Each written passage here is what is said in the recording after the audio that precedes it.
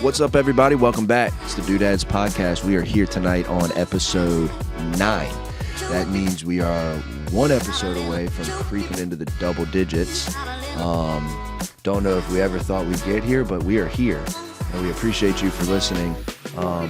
More than listening, we would appreciate it if you liked and subscribed to our page, if you followed all of our social media accounts, leave some comments, get involved, give us a little tit for tat, a little how you doing, a little I like this and I didn't like that, let's hear more about this and less about that.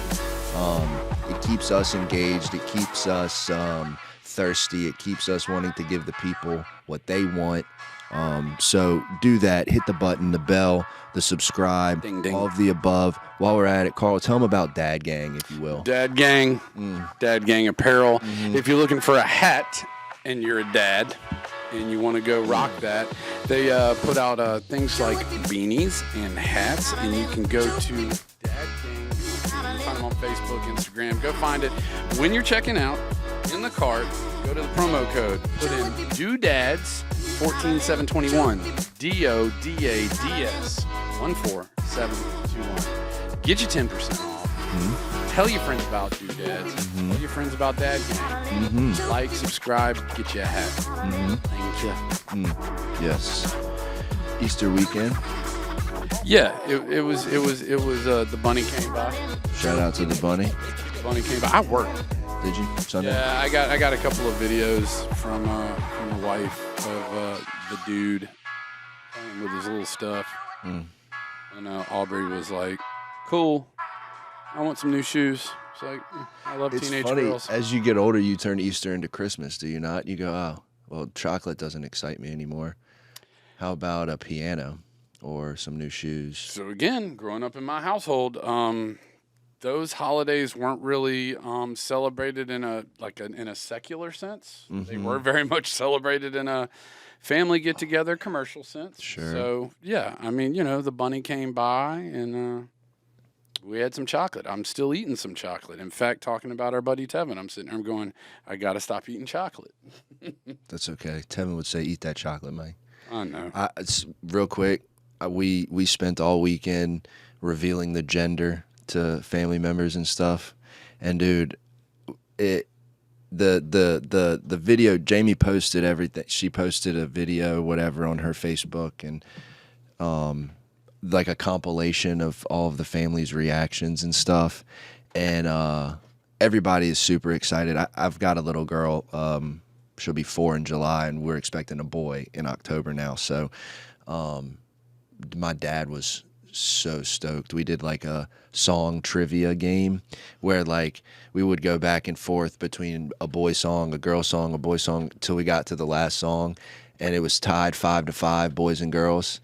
And the final song that I played was "The Boys Are Back in Town," and my dad went bonkers. He was so excited. It was cool, but everybody's super pumped. So now Jamie's in the designing the nursery, creating the daddy do lists, Nesting the furniture, starts happening. the colors she wants him to wear, and all this other stuff. Julia already knows how to write his name, which is ridiculous.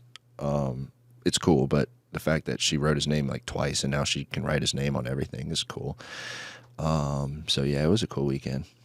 It was fun. It was a lot of fun. I'm so happy for you. It was a lot of fun. I still talk about it because of the time warp and the multiverse of madness that all of y'all will only see this Monday when it drops. So right now we're technically Tuesday, which is before. So if you do that and carry the one, what happened on the last episode happened before what you see here, which was opening day. And my Chicago Cubs, who lost 5-4 to the Rangers on opening day. Dropped the first two, but anyways, I just wanted to celebrate a little bit because I love the Cubs and I am okay. I support rough and tumble teams that try to continue to find a solution to their ills. And so, hey, it's a new season, and damn it, 2024, baby. What do This they is the say? year. They say there's always next year. You know, how long? It's been a while, but November 2nd, 2016. sure, it's fine. I don't really start paying much attention to baseball Go Cubs, until go. September. Go Cubs, go. Hey, But- Chicago, what do you say? Anyway, They're gonna win today. Fly the W. anyway, I hope they do well. I hope they do It's well. also cool because, like, also to tie it in like a local thing. So they're in the NL Central, and Paul Skeens went to the NL Yeah. Central. Yeah, Um, yeah. I don't know. It's gonna be fun to watch them. You know, you got Dylan Cruz. There's Yeah, it's a fun year for sports in general. It's a lot of exciting stuff. You see, the Chiefs signed that rugby player. Did you see that? because they Dude, they clocked him running like 24 miles an hour or something ridiculous like that. he wasn't running as fast as Reggie Rice. Oh, he was driving. Who? You didn't hear about Reggie Rice? No. Yeah, man. He was speeding and Oh, something shocker. happened, and you know it just. Surprise, surprise. No. Anyway, I think it's time we introduce our guest. What do you think, so Carl? Ridiculous. What do you think? I guess we will. I think that's guess what we should will. do. So, for those who don't know, we're trying to have guests regularly and more often. Last time we had Robin Blanche, which was a real treat. And today we get to have Dr. Leila Molahan. And like, I was trying to think back. I said, when did I first see Leila? And you know where it was? Mm-hmm. I was in Shreveport. And there was a little hoedown going on, and this girl with these locks just come bouncing through, and I've watched you dance now for about a decade, you know, and it's just been a real honor. When we started this, I thought Brandon and I, we always tell the story like we went and had coffee, and we were like, all right, this is what we want to do. We want to talk about being dads in the 21st century and all that. And I said, yeah, man. And I just started rattling off people. I was like, and my friend Leila, she look, man, she's like teaching kids. She got her doctorate. She's into meditation. We got to have her on. And I meant it. You know, I really did. I know what with my two kids, like how important maybe meditation and the idea of trying to create safer, more calm settings and a deeper understanding of how to communicate safely and openly and maybe that language, that love language, that unfolding as I like to say, can carry on throughout their lives, you know, because I'm only going to get to have them for a little bit, you know, and that's probably the biggest piece is that I'm trying to leave them with something that I'm trying to plant seeds for trees to which I won't sit under the shade of, you know. So, Leila, welcome. Thank you for being here. Thank you so much, both of you. Yeah, and that's exactly the same way I put it, is planting seeds. You know, I just hope to be able to plant seeds, and my students will maybe they use it currently, maybe in a couple years they'll be like, oh, that sort of like aha moment or that sort of nudge when they're kind of like, I think this might have been what Miss M or Dr. M was talking about, or this is these are the tools and the resources that I can use now. You know, maybe just that remembering when the time's right, or continuing to practice it. Yeah, I mean I think, and we've talked about it a couple of times. This idea of self-awareness, like you know, you're trying to create something in your kids that, because like, what did we say? I think like cognitively, like 11, like that's like at that point they're kind of after that. It's you've that's the most time you get to really try to instill stuff. And you know, after that, I'm always telling Aubrey, especially as a young lady, especially, I'm like, look, I'm not going to be here when you have to make these decisions. I'm not going to be here when, you know, you've got to go live your life and you're going to have to make choices. And I'm just trying to instill self-awareness and a deeper understanding of yourself. Right. your own self-esteem that you build so that you can make good, healthy choices. 'Cause I won't be there, you know. I think that's something that's really cool too. That we're fortunate to live a life according to a certain way that allows for us to be extremely self-aware and insightful and surrounded by people who do hold us accountable in those ways and stuff. And when you were talking and Carl was talking just now, I was just thinking about, I don't know how to do it necessarily. I think it's something I'm learning as I go, and my wife and I are trying to kind of navigate as best as we can. But that's something that we want our daughter to and now son to grow up and do, is to, to grow up who they are, not who we tell them they are, who their friends tell them they are, who their school tells them they are, but give them an opportunity to figure out what they love. And it just, like for me growing up, I played sports and, did whatever, but like it was never because that's what my parents told me I had to do. That's just what I loved to do. And I want to do the same for my kids and allow for them to, which I struggle already. The boy Brady's not even here yet, and I'm like, I can't wait to give him his first baseball and his first golf club, but he might want to paint or play drums or something, and so like I want to obviously hear a lot more about what it is exactly that you do and kind of how you got to that point, and maybe you could start there, just telling us a little bit about kind of a cliff notes of kind of where you're from and kind of take us to present times, how you got to where you're at now. Sure. So just starting from the beginning. Sure. As far back as you want to go. Where are you from? Where you what you from? claiming? What set you rep? Yeah. 88th and First, Upper East Side, Manhattan, born in New York City. My parents, my mom is Tunisian. She came over here when she was like 18 years old. Oh, wow.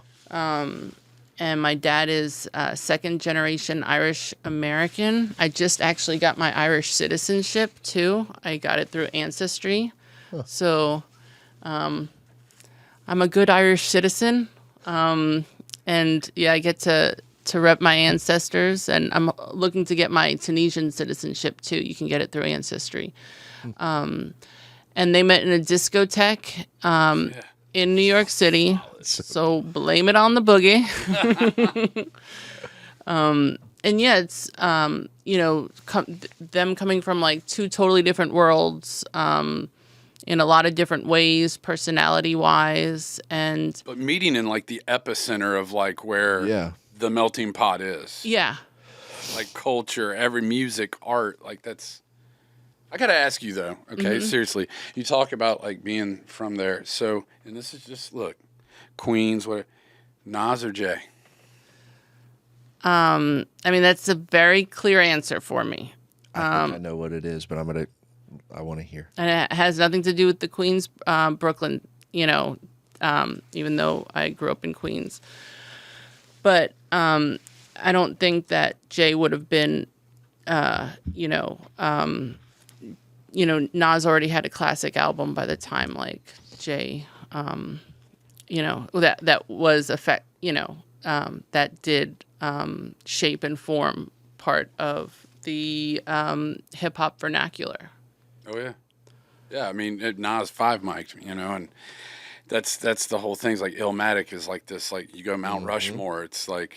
What are the records you come to? Like I will always hold 100% that ATLians like has to be, because when you talk about hip hop vernacular, like that's the thing. Like New York is this birthplace of so many things, so many writers, so many artists. Hip hop itself was born in New York, based on boogie records of trying to re-loop the same break. And to see so many artists like that to come out and to be such a head like I am, and it's always interesting to me, because I think though a lot of people do, there's like this like, oh, it's always Jay, and but there's some people who are like real like, no man, you've got to like Jordan, right? He's got all the rings. It's like Nas 5 mic'd, he he got the ultimate award, and it's like, So it's just, I don't know. Yeah, like I definitely think also, I mean, maybe Jay evolved into like a really, really cool place, you know what I'm saying? But I also think that the foundation was so like securely made by the time that, Backyard barbecue. Yeah. So, but yeah. And I loved like coming from Queens, like growing up in Queens, like listen to like hip hop all the time. That really like formed like all my teenage years. That and the electronic music scene too. Going to like clubs and Avalon and the Limelight since I was like 16 years old. They didn't card us. We just walked straight through the door. And that was just like the whole New York City like club scene and everything. I met a lot of my friends there, a lot of my friends that I danced with back then that I still am in touch with. They continued to refine and their dance craft and are like teachers around the world. And then of course, like losing a lot of friends along the way as well, too, from the scene. But, hip hop and electronic music, that has never left. Like, that's like absolutely intertwined with like my vibe. And I remember one of my friends saying like, in like the 2000s, they're like, your house oozes of Tribe Called Quest. And I was like, that's just, playing it constantly. But yeah, definitely. And also, my parents, my dad owned a wine and liquor store in Manhattan. You can already see where this is going, that I managed. Did you though? Right. And, it was right by the United Nations. So I got to see lots of like, just more of the international diverse vibe of the city. And then living in Queens, it's actually the most per capita diverse county in the whole United States. And then Brooklyn is right behind it. So being, you can... all these just little enclaves of like Tibetan, Honduran, Jamaican, like all these different, great ethnicities throughout the whole city. Wherever you want to go, you can find it there. Yeah, I went to a conference in New York in 2010, and which they had a big keynote speaker on Saturday night, and everybody was like, "Man, you missed this great speaker." And I was like, "Yeah, Governor's Island, Tribe Called Quest was doing Midnight Marauders full album." Sorry. I was like, I knew where I had to be. But yeah, there were so many people staying at the hotel, and we went and got an Airbnb because I was like, I want to be in the thick of it. You know, I want to smell the food. I want to hear the noise. I want to, like that's it is. And so you have this, I mean, really like a rich cultural experience growing up. And I think that's a lot of the times why, in a lot of ways, for me, there was such a kindred spirit because we're the same age. And so it's that era of music. It's that era of Yo MTV raps, of Tig in the Basement, of like seeing a whole culture and scene really start to take shape. It was coming out of its infancy, and it wasn't just like hip hop and MCs and rapping, but it's like you start to see a real culture, and you all of a sudden you get the opportunity to come to Tulane. So you come to New Orleans, and then you get like a taste of like a whole different side of the United States. And especially in New Orleans, you get to really experience, I think, what was always, as somebody who was from South Louisiana, was like, I love what's going on there. I wish more people saw what was going on here. And so you come to New Orleans and you go to Tulane. And so you take this party that you've been living. What was it like coming to the Big Easy? I definitely think it was an intuitive nudge to come here. When I was 15 at a summer camp, my counselor at the time, Summer camps will get you. Yeah. she said,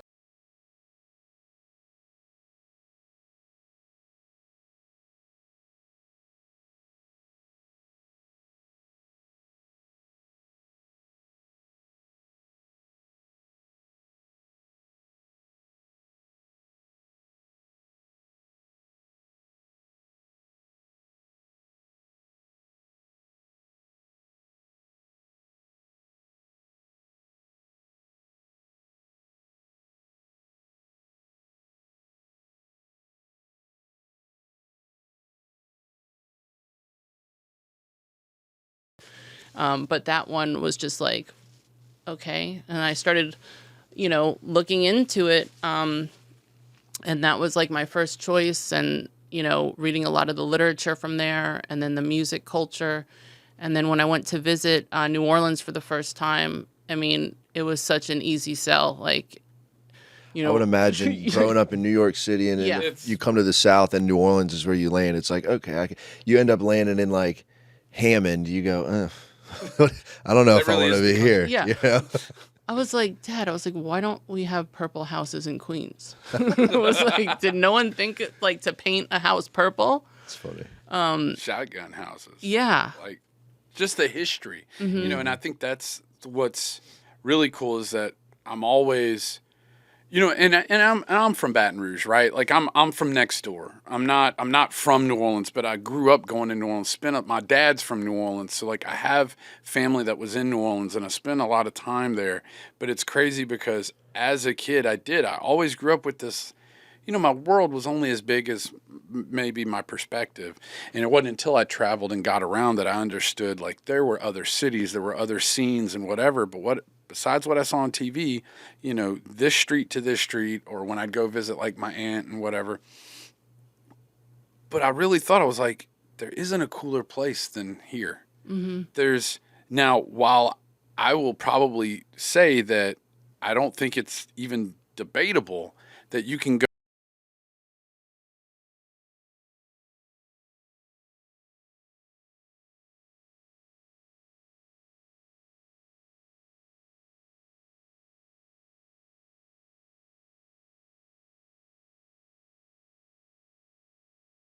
Lake Charles to Booty, Louisiana, south of Alexandria. There is something we have in this like part of the state and the country that's just, you don't find it anywhere else. No. And I think it's as somebody who's a person of color, who has this background of culture, who has this history and this family dynamic, to come to a place that a lot of people also don't realize, because they think Mardi Gras, love Mardi Gras.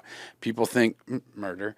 It happens there, yes. Car check, all sorts of stuff, but like Back that ass up. yeah, That's a yeah, big yeah. one. 9/9 in the 2000s, That's a big one. Cash money, but like seriously, the Creole history, the history, the battles that have been fought there, the wars that have been won and lost because of that port city, the history. I just think it's so rad that you ended up there. Absolutely. And I feel so intertwined with the city as well, and such a, I have a deep respect. It's like sacred ground for me. It's a lot of like my spiritual stomping grounds. Going there at 18, I didn't realize at the time that I was getting these spiritual downloads for the first time. Like, I feel not that my spiritual path began there, but, growing, coming of age, and then being in this city that's such a motherly influence, New Orleans, and such a deep intuition in the city. It's the birthplace of jazz, just as New York was the birthplace of hip hop that, started in low in impoverished neighborhoods, that alchemy from like pain and suffering into freedom through song, like that began in the American context for the first time with jazz and like the blues and church music fusing together from like, the drummers in Congo Square, the enslaved people, that being the only place where they could share their West African culture, and that being like the beautiful and taking from tragedy into spirit and freedom from there.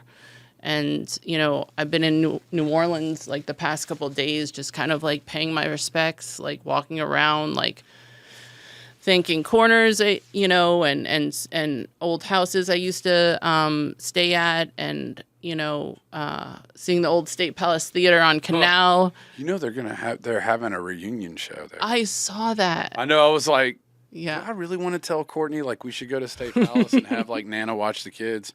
But I was like, she'd probably laugh at me. But I may still ask her.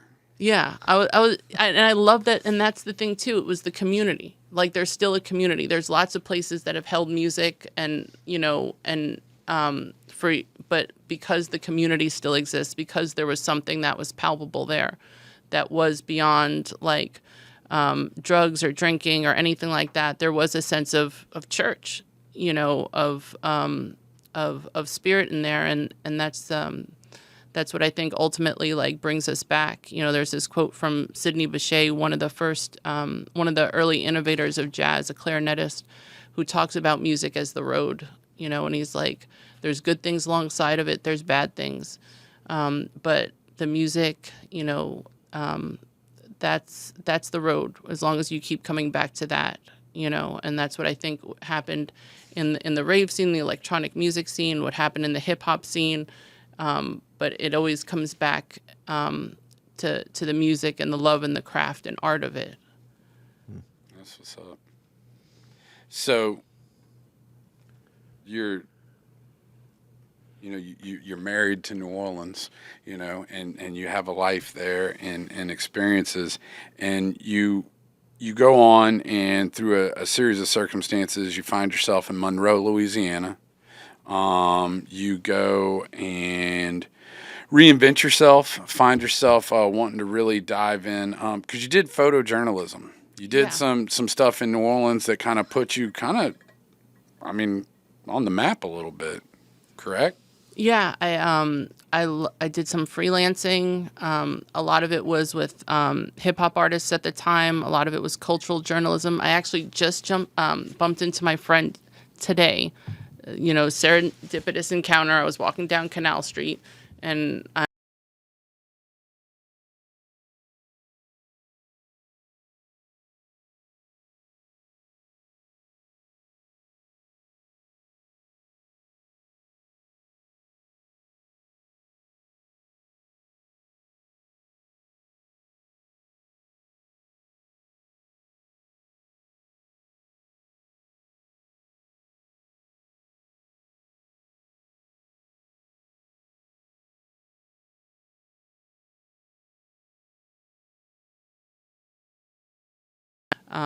but yeah, it was. I really enjoyed just being a part of like different cultures and just being and participating in it, and you know, just trying to share like a real sense of connection with whatever community it is. And then coming to Monroe, that was also you know, Monroe is absolutely, you know, such a safe and sacred place for me too. And my parents actually live there now too. They moved down right before the pandemic from Queens to Monroe, and I'm really happy that they're there because, you know, all my friends can check on them. They have a good support system there, and it's just like the right pace for them also too. That's why you talk about like moving to Hammond. Yeah, really, you go. That's a big difference. Monroe or West Monroe? Monroe. Okay. Yeah. Yeah. My dad's like, it's only 10 minutes at the DMV here. That's funny.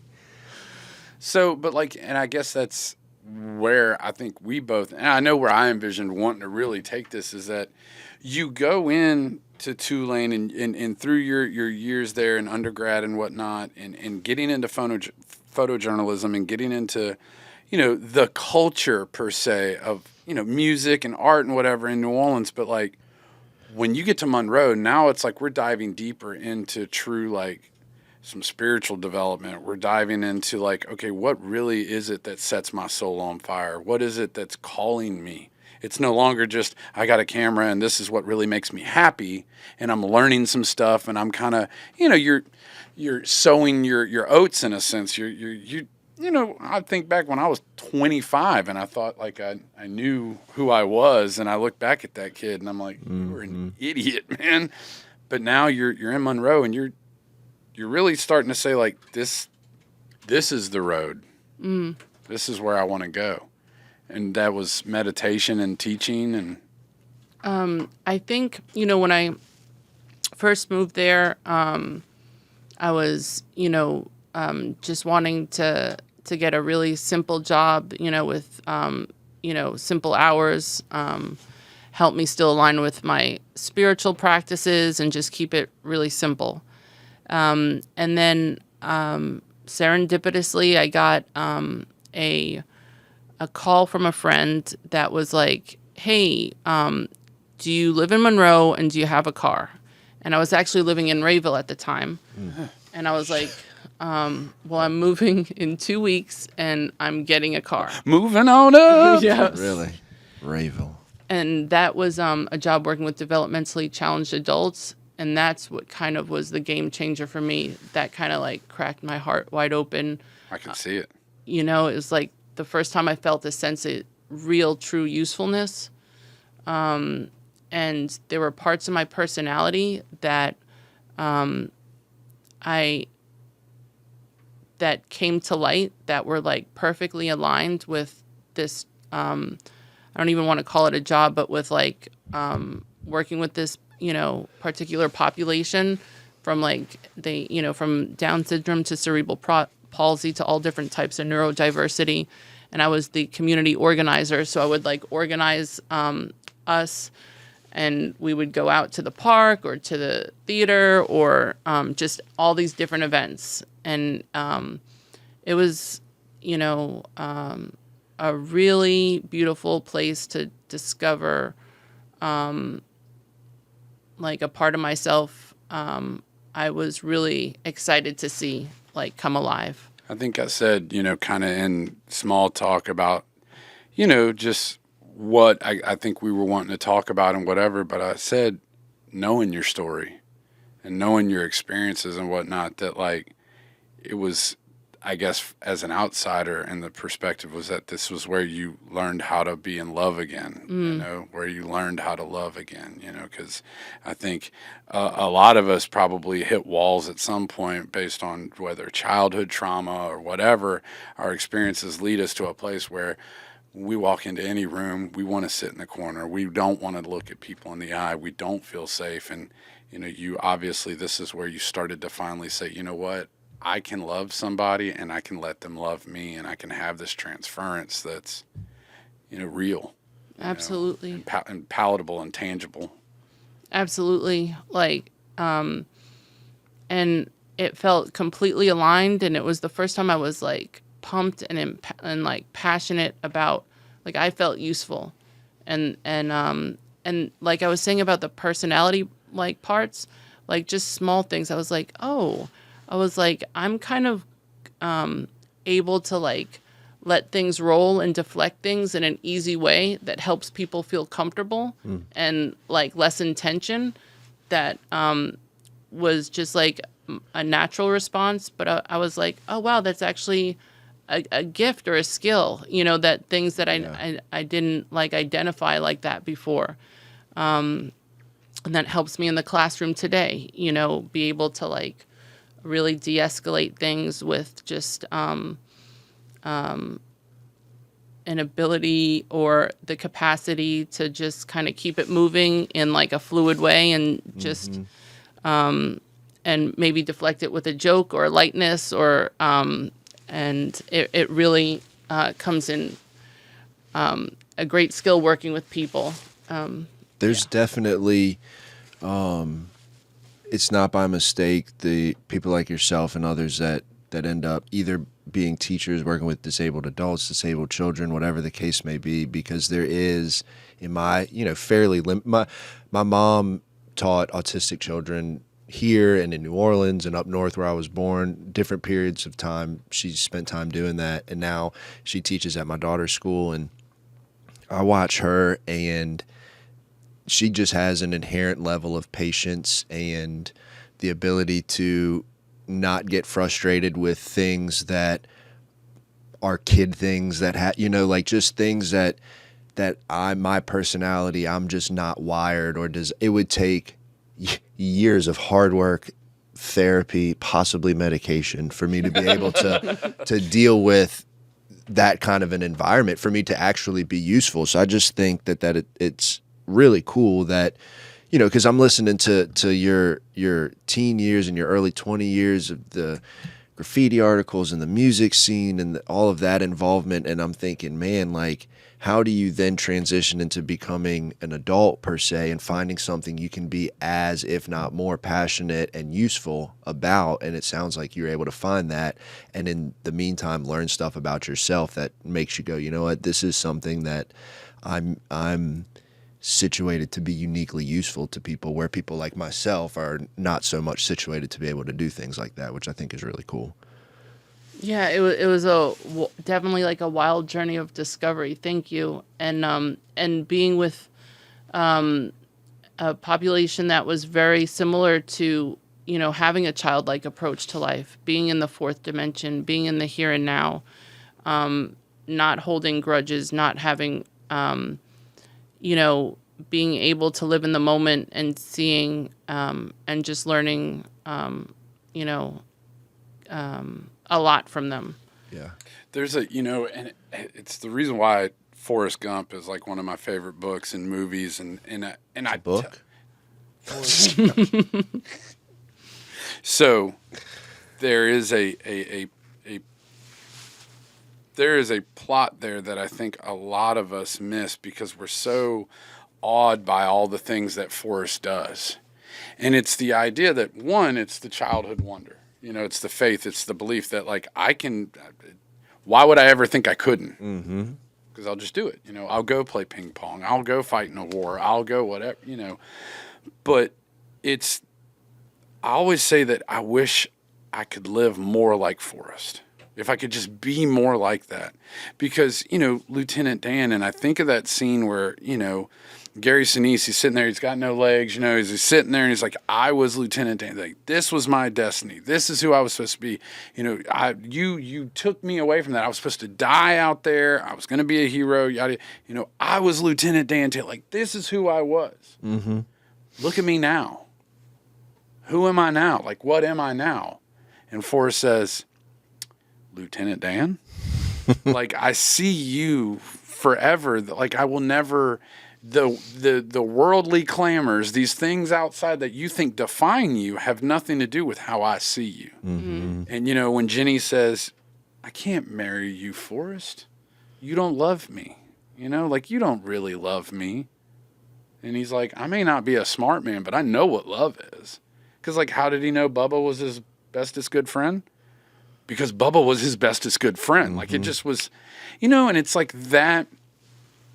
It's the same thing when I talk about, like, I will get so wrapped up in stuff, and Ben can just, I always think about him putting his little Yoda clothes hamper on himself, and he's just running into the wall giggling because he's in the fourth dimension. He's right here, right now. The greatest moment of his life is happening, and I'm wrapped up in the leak in the tire and the mortgage and all that. Mm-hmm. And, yeah, man, like, I think people look at individuals with Down syndrome, cerebral palsy, even those with, like, high frequency, like, autism, and they just go,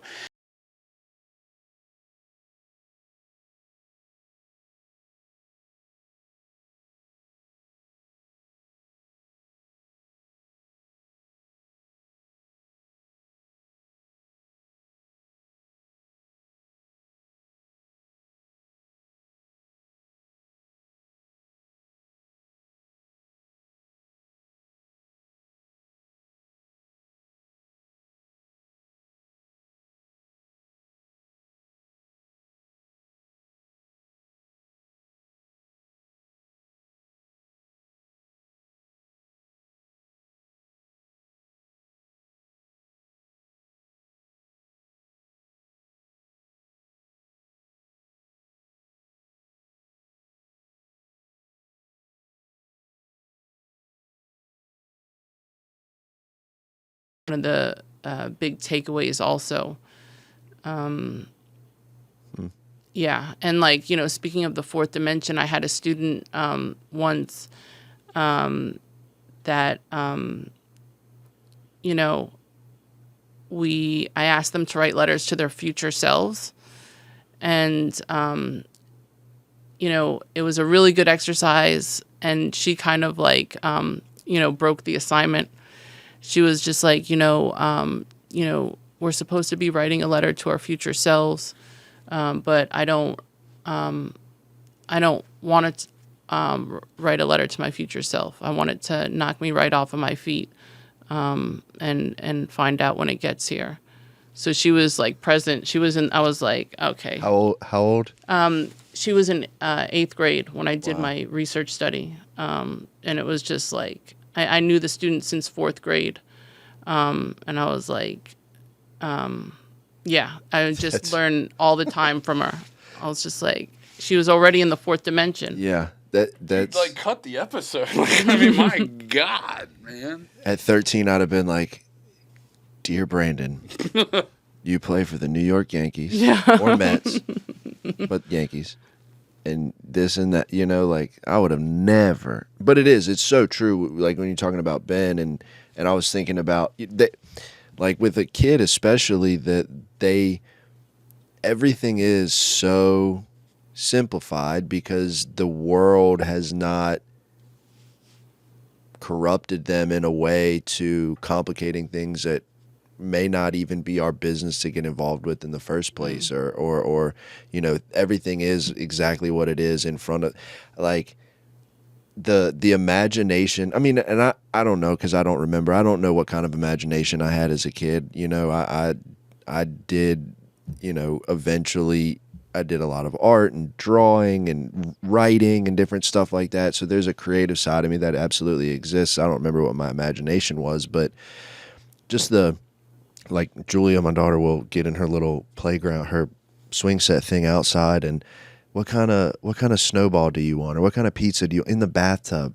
Welcome to my pizza shop. I'm like, how cool that you can just, your reality is exactly what you make it. And for you as a 3-year-old kid, it's so simple and it's so right here.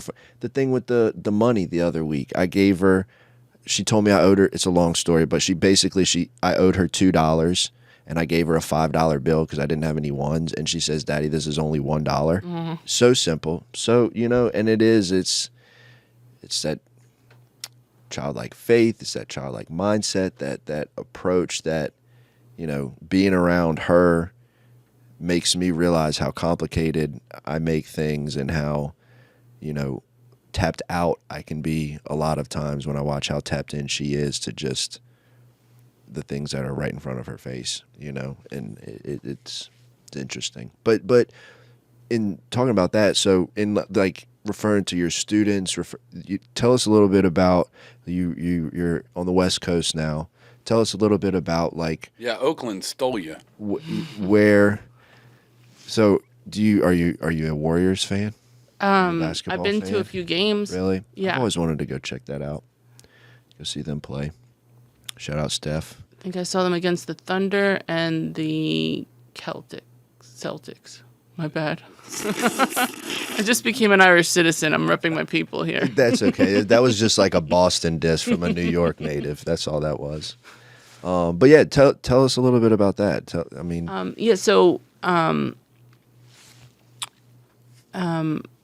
I'm teaching 5th grade at Mandarin Immersion School, an international baccalaureate school. So that means it has like a real like global-minded approach to it. Mm-hmm. So the students spend half the day in English classes, half the day in Mandarin classes. So it's not like they're learning Mandarin, but the same stuff I'm teaching them, they're being taught in Mandarin too. So they're learning it like, so it's really cool, and it's a public school. And it's like a variety of it's kids. A good cross-section of students from all different socioeconomic backgrounds, demographics. They're a really good group of students, and they, and it just, it kind of really dawned on me thinking about it that these are 5th grade students.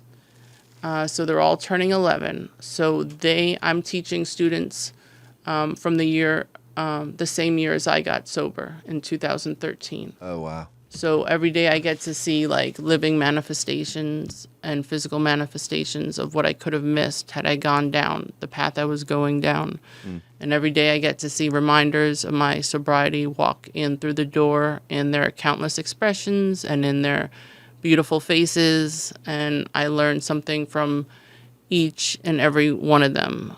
You know, I have students that challenge me, and they're just expanding my heart. You know, I'm not even, you know, it's, a student that challenges me a lot. I love them. They're like hilarious, like so funny. I kind of stole one of their jokes, and I do it all the time.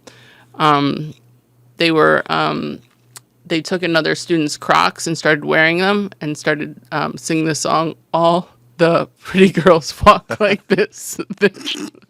And it just like, In Crocs. yeah. That's good And it was stuff. just like, It's confidence. I was like, they're so funny. And, you know, like, how can I get mad at that? And, you know, I have another student who refuses to do math on most days. But it just kind of, I just started realizing, like, yes, I knew that they like space and talking about space. But then I started listening more and, like, asking more questions. And I'm like, oh, damn. Like, they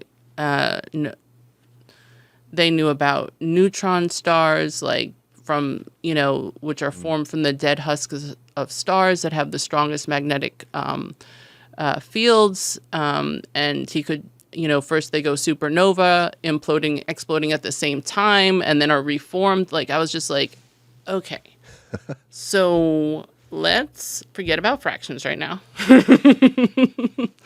And since we're doing conversion, we're doing like different conversion into like metric system, stuff like that. Why don't you convert for me how many, so tell me how long it's going to get to this star. Give me 5 stars of how long it's going to get in time, from, you know, what's an Earth day on that planet. So give me different conversion stuff. And, you know, and then they weren't really wanting to write something. I was like, what do you want to write about? Space? Great. So now they're writing about how to, and I mean, they're researching this because they're like, super pumped and excited, and so they're researching like how to build a spacecraft to do one of these expeditions. So it gets me really fired up to like to teach such a you know, to you know, they call me the teacher, but I'm the one learning the most on a good day. If I'm not learning the most, then I'm probably I'm not as aligned and centered. Because I feel like, you know, when always we're in the solution, we're open to learning. We're open to seeing things differently. We're open to like an infinite amount of perspectives on something. But when I'm, you know, not there, then I don't get there on those days. That's such a cool and different approach, teaching style, like. And something I'm sitting here, we've talked about it before, but just like because I am like this cross section between one. I'm going to use one of your favorite phrases here, but I'm going to say old school. But what I mean by that is just the way I was raised, the way I was brought up, and trying to allow myself to be different, to experience change, to not be so rigid, to not be so, you know, whatever you want to call, bound to the way I think it should be based on the way it was. And you know, so just to hear, I mean, because like, what are most teachers going to do when their kid's not cooperating and not doing fractions and wants to talk about stars? They're going to send them to the principal because they don't want to deal with them, or at least in my experience, Put them in the knee hole of their desk. Put them in the knee hole. Put them, if whatever, write up, have a parent teacher conference, do all this stuff to discipline because they're not conforming to what they're supposed to be doing, which may or may not be a harmful thing. Whereas on the flip side of it, your approach just in that one situation is, okay, well, how about I put some energy and effort into what does interest them and encourage them and allow them to be exactly who they are in this moment. And to me, I feel like that's a much more beneficial approach for the long, because what happens to that kid? Does that kid then become an adult that works a job that they absolutely hate and has a family that they can't stand to be around because it's what they're supposed to do and what they were told to do for 18 years of their life while they were in school, and they never actually pursued anything they were passionate about, never actually went after anything? And we've talked about this ad nauseum, but No, it's because the just majority of them right now are sitting there with $200,000 worth of college debt and don't have a job in Right, anything remotely right. close to what that degree is in of the thing that they really don't even like. and couldn't probably answer the question if none of the if money wasn't an object, time wasn't any, if what would you want to do? I mean, if you'd have But that's- asked me, even still, if you were to ask me today, and I've said a couple of things, coach baseball or be a tattoo artist or whatever, those would be like my dream things. But at 25, I would have given you an answer that 6 months later I'd have been like, nah, that's dumb. I'm gonna do, like. So I think at this, and I guess kind of what I was talking about at the beginning, like for us, or with Julia, with Ben, them being that young and like doubling down on their development. and just doubling down on their interests, like she's in dance right now and she does soccer right now, and she said she doesn't really like soccer. So you know what? There will be a conversation of her not doing soccer anymore, But and that's what I'm saying. That's like part of the development, right. The development doesn't come from me. right. The development comes from them, and I'm Yeah, trying to create an arena to allow that to happen. Right, And that's right. this deconstruction of this like old ideology that I'm so passionate about, and we talk about all the time, is that, education's supposed to look like this. And, you're supposed to, you go to school for this many years and you achieve this degree and you do the, and I'm going, and it's worked so well for like my folks and people that I know that are like miserable. And I'm like, well, thank God nobody told the two Wright brothers, like they had to be allowed to go and sit there and build a machine that could fly. It's from this childlike ability to believe and have faith and to do something.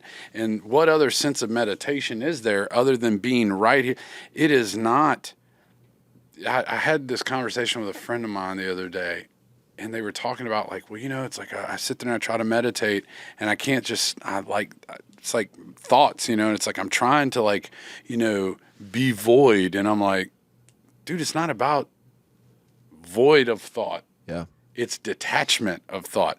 Yeah, think about a peanut butter and jelly sandwich, but you don't got to go make one. It's this idea to let the true self, the real voice, let it talk, because what comes through the peanut butter and jelly sandwich is that I'm hungry. And what am I hungry for? And now I'm starting to really search what I'm really that's all I want from my kids. Is I want to create a place where, like, when you're upset and when you're really frustrated, because this is something me and Ben have been really practicing lately, is this, and I said this in an earlier episode, he gets like really upset and I'm like, hey dude, let's breathe. And we look at each other and we go,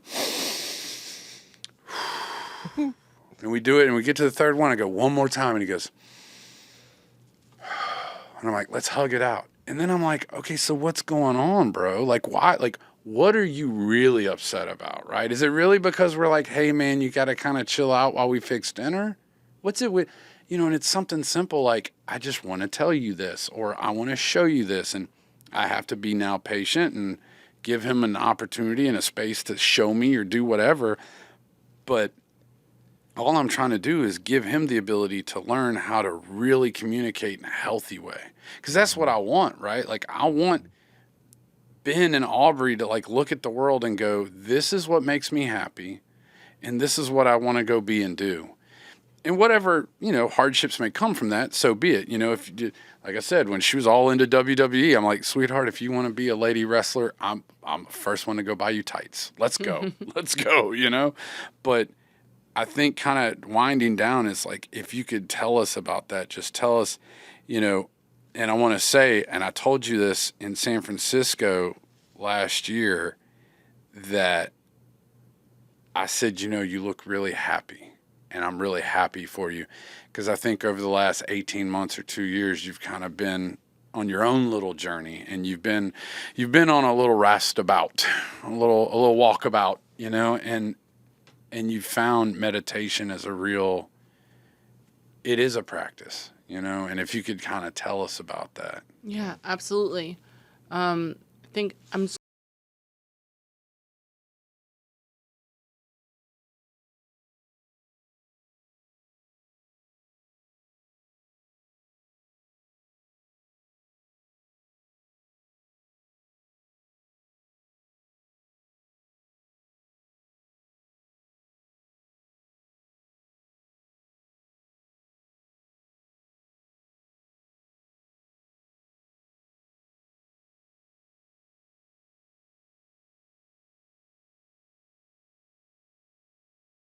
That's 10 years old.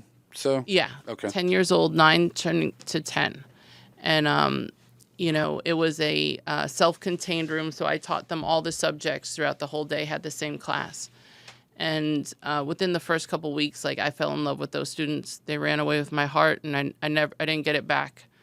Still didn't get it back. And, that was my first class to teach. And, I wasn't, I was learning how to do classroom management. And, I started practicing principles and tools that I use on for my own practice.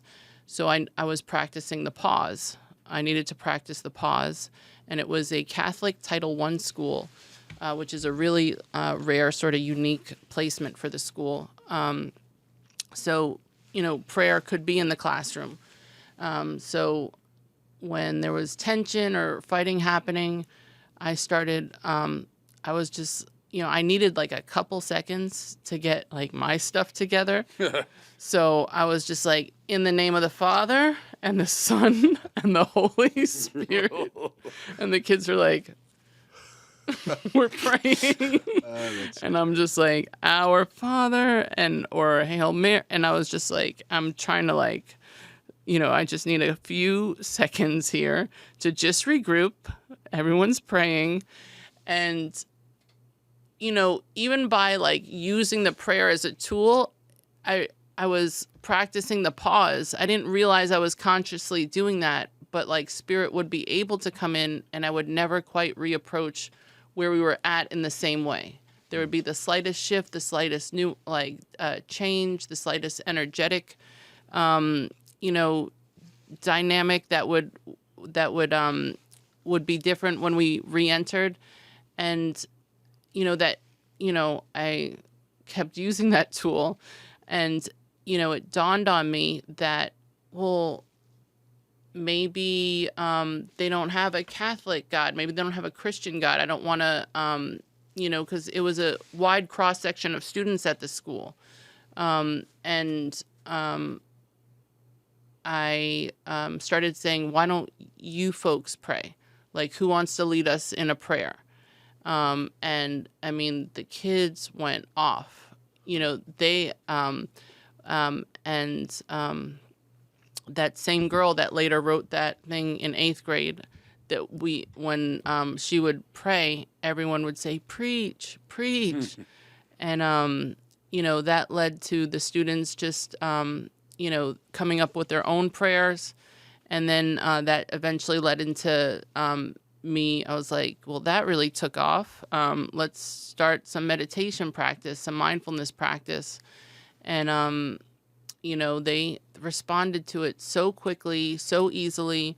They loved getting into the different spots on the floor, closing their eyes. I would put on some music and, some nature scenes in the back, and lead them on different guided meditations. And, 4 years later, when I was doing my getting my doctorate degree, I knew that I wanted to do it in mindfulness meditation. And those same students from the first year that I taught were 8th graders. And so I designed the study to be able to have them in the study.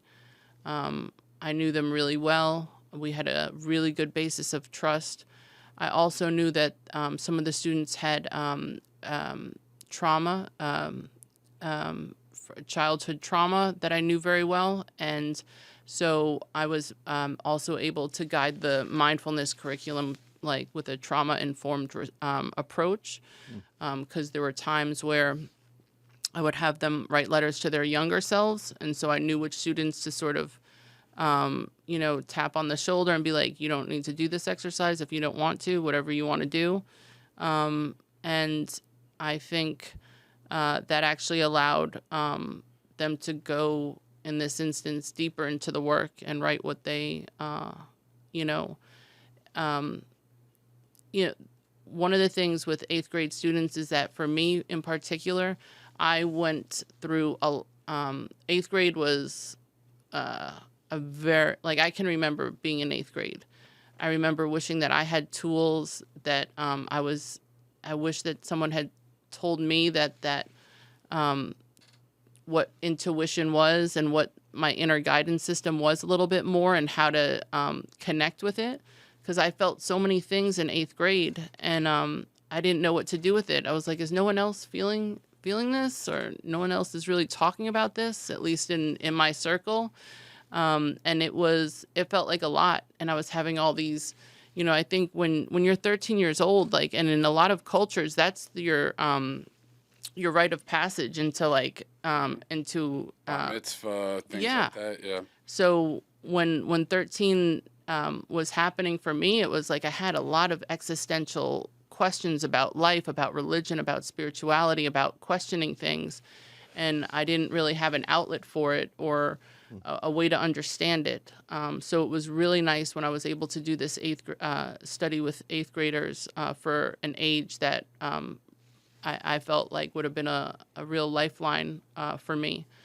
And, they did journalism, they did journal practice. We did guided meditations. I did interviews. We did drawings, all through different approaches, gratitude practices, all these different exercises and curriculum that I built around based on a lot of Eastern concepts. And, a lot of them just developed organically, research informed, and then also bringing that over, into the 5th grade class that I teach now. The main sort of focus on the research study was self-knowledge. I did use a wider, a pretty expansive version of self-knowledge. First, I did the clinical, so are you aware of your feelings, your thoughts, your behavior? And then the second one was the spiritual approach. And then I saw what else popped up besides that. And what else popped up besides that was that students, when using mindfulness and meditation practice, they would start noticing through the practice of meditation, through breath work, through intention setting, that they saw and were able to observe thoughts and behaviors that no longer serve them. And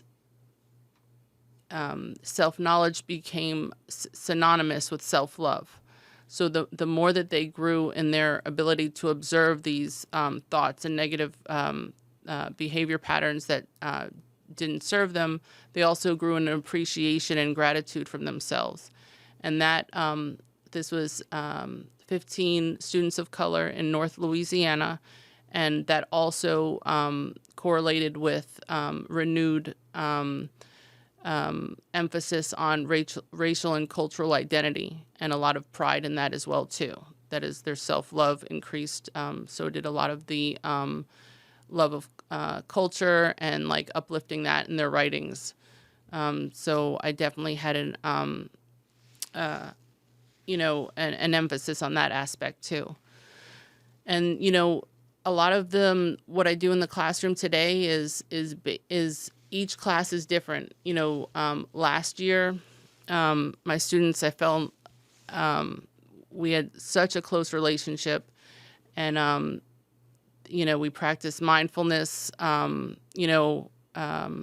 day, and like we had this thing where I was like, hey, can you folks give me some positive energy? And like the kids would like. This one class, I had 3 different classes, and in this one particular class, when I was like, hey, can you folks send me some good energy? They started erupting into like laughter and cheers, and it started becoming, it started being called the shower of power. So I was like, hey, can I get a shower of power? And we were just like, yeah. And it was just this like we all loved it. We were all just, and it would literally, you could feel the energy in the room lift. And then this year we created a quote jar. So all the 5th graders picked their own quotes, and we continue to fill this like big thing up. And like they have quotes from themselves. They have quotes from Stephen Hawking to like, to everyone, and all these different quotes. And we'll pick them out after we do like a mindfulness meditation. And of course, it's the students who are like, Dr. M, can we pull a quote if there's a time when there's any, like a time where like we think we need it in the classroom? They're the ones who are raising their hands rather than myself. Like they're the first ones like inclined to like pull a quote and to bring it back. So I'm always like, yeah, you're right. This is time for a quote. Yeah. That's so solid. So, man, I wish I had brought the quote jar. I was like, man, I should I have. like that. Though. That's a dude. cool idea. I did you have a thought? no, I got tons of thoughts. Yeah, I have a whole bunch of thoughts. I know we're probably running out of time eventually, but so my quick question. These are fifth graders right now. Started with 9, 10, 11-ish year olds. Are there techniques, approaches? Because we've done some like let's breathe kind of things, and the response typically is I can't breathe when I'm crying. Is the response I get? Are there things that can be done with an almost 4-year-old that can start to kind of, like I've talked about before on here in her room, she has a calming corner, and it's just a little area with a pillow and some books and some little fidgety type toys and stuff. And rather than sending her to time out per se, she goes to her calming corner to kind of gather herself, get her emotions sorted out or whatever, and then come back out and whatever this, And so I guess maybe that, but I'm so interested in, because for me still, it's something I'm trying to learn to be better at, for my own sake. And I kind of liked when you were talking about stopping, and I'm going to go home and share that with Jamie. Like, hey, instead of us arguing with her, like, let's just, in those moments as a family, okay, hang on, let's hold hands and let's pray.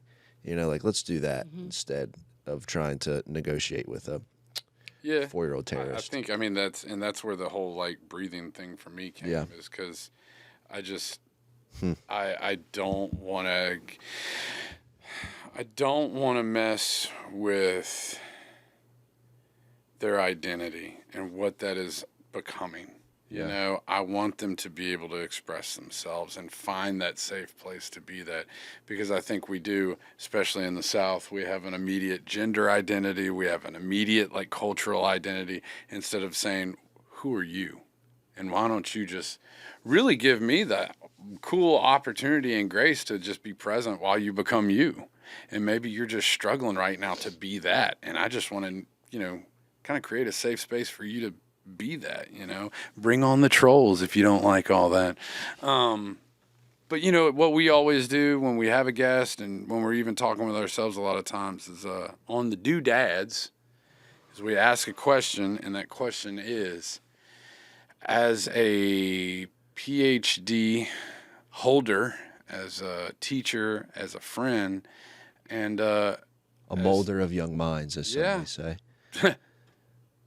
What would you suggest we do as dads, especially as dads? Because I think that's where we really want to focus. We want moms to do well too, but we know here is where a lot of friction is, and a lot of changes probably need to be made, in particular as a father. So in dealing with your kids, what would you suggest we do, maybe regarding meditation, or how to implement that?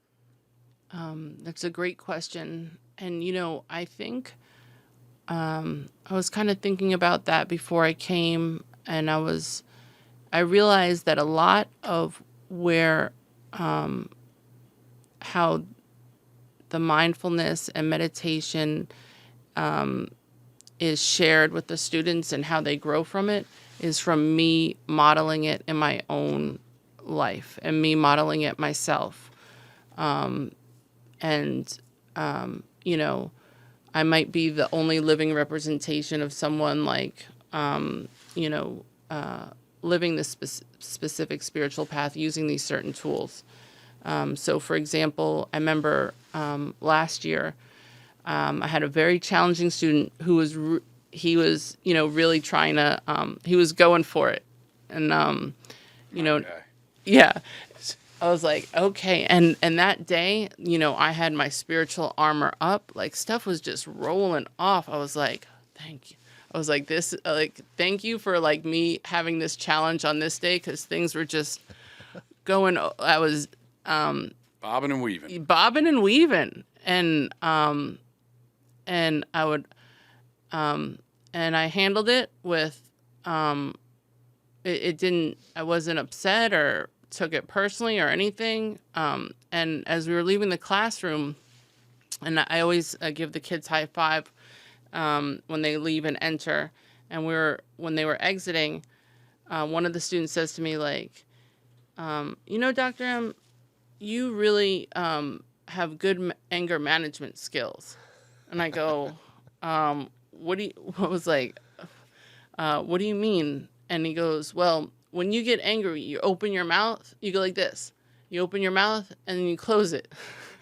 So he was literally watching me in real time, like redirect myself. And it dawned on me. Practicing the pause. Yeah. Yeah. And I was just like, and I realized it was like a really good reminder for me too, like me practicing and being a living representation of walking my own spiritual path is what's shared, like obviously visually, but also on a cellular level. There was a study done where in a group of preschool students and preschool teachers, where they're around 4 or 5 years old, 4 years old. And so the preschool teachers did a mindfulness meditation practice, not the students. And they did 3 months worth of mindfulness meditation practice. When they went back to the classroom, the students had positive effects because there's that interdependence in certain roles, especially in parent and a caregiver or child or student, student and teacher. You could even say, in other dynamics too. So even as me practicing and like my own spiritual practice and using the tools of mindfulness meditation will have an effect. It will implicitly have an effect on my students. And in the study, their positive behavior, there was less negative behavior in the classroom and more positive effects. And so we do have an effect when we're living and centered and aligned. And, also, for example, when a teacher, they put a heart monitor on a teacher next to a student in another study. And just by my heartbeat being calm and slowed down, it has an effect on the student or the child's heartbeat. Oh, I believe in energy. Absolutely. Yeah. That's a real thing. That's a real thing. Once again, it comes back to the suggestion being model the behavior. It seems to be a recurring theme They're sponges. and man. a recurring reminder. And using those intuitive nudges, because you'll get the thoughts, you'll get the intuitive nudges too. Not saying that there's obviously like suggestions and stuff like that too. But, my students give me, suggestions also, or start, like by us modeling, that's us planting the seeds. And then it's like that beautiful circle where they'll start reminding us to practice what we modeled for them. Yeah. Yeah. Man. And then knowing what your child's interests are, students' interests, and somehow, and interweaving that, but definitely like allowing that intuitive nudge and trusting that too. And it can look a lot of different ways. It doesn't need to be sitting in a guided meditation. It can be walking. It can be lying down. It can be drawing, illustration, anything. It's kind of like Louis Armstrong says, jazz isn't what you do, it's how you do it. It's like the same thing with mindfulness.